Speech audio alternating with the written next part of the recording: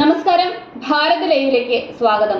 ഹരിയാനയിൽ ബി.ജെ.പിക്ക് ഭൂരിപക്ഷമില്ലെന്ന വാർത്തയിൽ വാസ്തവമില്ല. ലോക്സഭാ തെരഞ്ഞെടുപ്പ് പൂർത്തിയാകുന്നതോടെ ഹരിയാനയിൽ രാഷ്ട്രീയ സാഹചര്യം ബി.ജെ.പി സർക്കാരിന് ഒന്നുകൂടി അനുകൂലമാകും. നായബ് സിംഗ് സൈനി സർക്കാരിൽ പ്രതിസന്ധികൾ ഇല്ലെന്നും ഉറപ്പായിരിക്കുകയാണ്.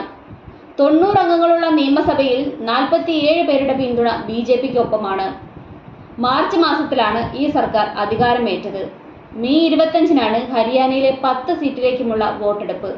ഈ വർഷം അവസാനത്തോടെ നിയമസഭാ തെരഞ്ഞെടുപ്പും ഹരിയാനയിൽ നടക്കും. മുൻപ് സെനി സർക്കാരിനെ പിന്തുണച്ചിരുന്ന 3 സ്വതന്ത്രർ കോൺഗ്രസിനൊപ്പം പോയതാണ് ഹരിയാനയിൽ ബി.ജെ.പിക്ക് ഭൂരിപക്ഷമില്ലെന്ന വാർത്തകൾക്ക് ഇടയാക്കിയിരുന്നത്. കോൺഗ്രസിന് അവിടെ 30 MLA-മാരുണ്ട്.